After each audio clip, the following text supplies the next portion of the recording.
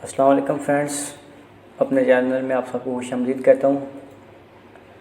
आज मैं आपको बताऊँगा कि किसी भी फ़ोटो की बैकग्राउंड कैसे चेंज करते हैं अडोबे फ़ोटोशॉप में। तो चलते हैं। ये मेरे पास सॉफ्टवेयर पड़ा हुआ है अडोबे फ़ोटोशॉप CS3, इसमें मैं बैकग्राउंड चेंज करूँगा फ़ोटो की। तो लेट्स स्टार्ट।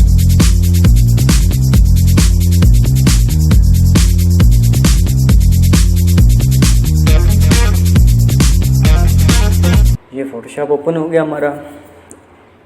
अब जिस फ़ोटो की बैकग्राउंड चेंज करनी है उसको या तो आप यहाँ से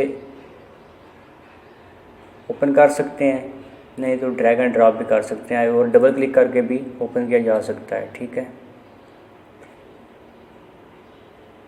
तो दोस्तों इस फ़ोटो की हम करेंगे बैकग्राउंड चेंज। बैकग्राउंड चेंज करने के लिए हम यहाँ से लेंगे पेन टूल। ठीक है, पेन टूल ये P से डायरेक्ट भी आ जाता है।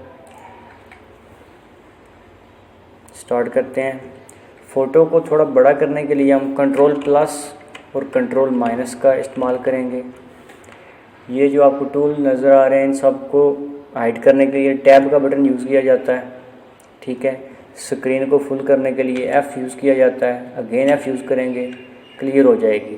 कंट्रोल+ करेंगे, फ़ोटो को बड़ा कर लेंगे ताकि हमें कटिंग करने में आसानी रहे। ये जब आप कटिंग करेंगे तो थोड़ा सा जो है ना वो एरो को इन रखना है,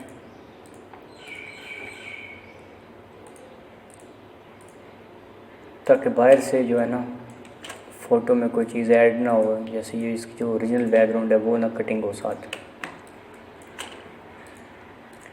ये अगर आप स्पेस प्रेस करके रखेंगे और माउस की लेफ़्ट क्लिक से फ़ोटो को आप नीचे करते जाएंगे, ये होती जाएगी। ठीक है,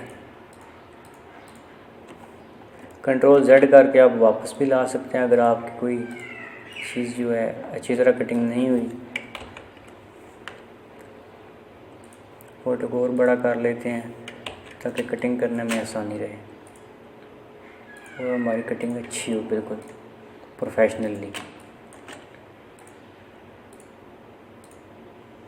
अच्छा, अगर आप आगे चले गए हैं और आपको नज़र आ रहा है कि मेरा काफ़ी पीछे जो है इस जगह पे अच्छी तरह कटिंग नहीं हुई, तो यहाँ पे आप माउस से क्लिक करेंगे, कंट्रोल को दबाएंगे, इसको आगे पीछे कर सकते हैं। ठीक है,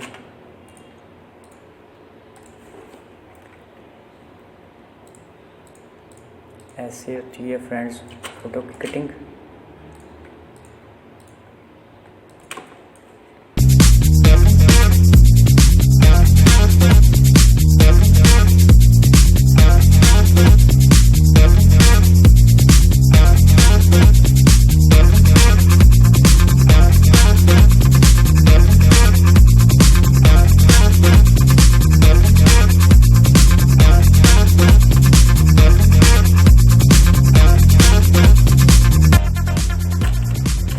तो ये हमारी फ़ोटो हो गई है कटिंग।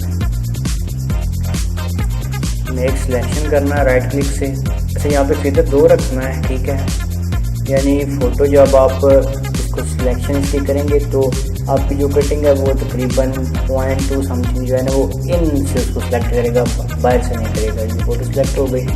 F पुश करेंगे दोबारा वापस स्क्रीन पे लाने के लिए। मूव टूल या V से शॉर्टकट यूज़ किया जाता है। ये टूल है जो इसका शॉर्टकट भी होता है।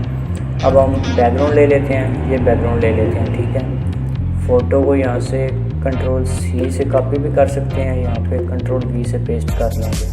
ठीक है, या इसको ऐसे ड्रैग एंड ड्रॉप भी कर लेंगे। तो बड़ा करेंगे इसको, कंट्रोल-T से भी जो है ये आपका जो ट्रांसफॉर्म कंट्रोल शो होता है जो, या यहाँ से भी अगर किसी का ऐड हुआ हो तो यहाँ से ओपन हो जाएगा। ठीक है, शो हो जाएगा। अगर यहाँ से आपने इसको करना है Shift Alt प्रेस करके ना, फिर इसको माउस छोटा करना। फिर ये देखें आप ये सिलेक्शन 4 साइडेड हो रही है, यानी आप एक तरफ से कर रहे हैं लेकिन चारों तरफ से बराबर होके आ रही है फोटो।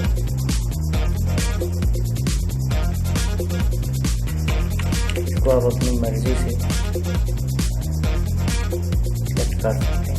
यहाँ पे देखें तो दोस्तों हमारी फ़ोटो जो है वो कटिंग हो गई है, इसकी बैकग्राउंड भी चेंज हो गई है। बहुत सिंपल तरीका है। इसको आप सेव करेंगे, यहाँ से सेव एज इस जगह पर सेव कर लिया। नाम दे देते हैं फोटो कटिंग।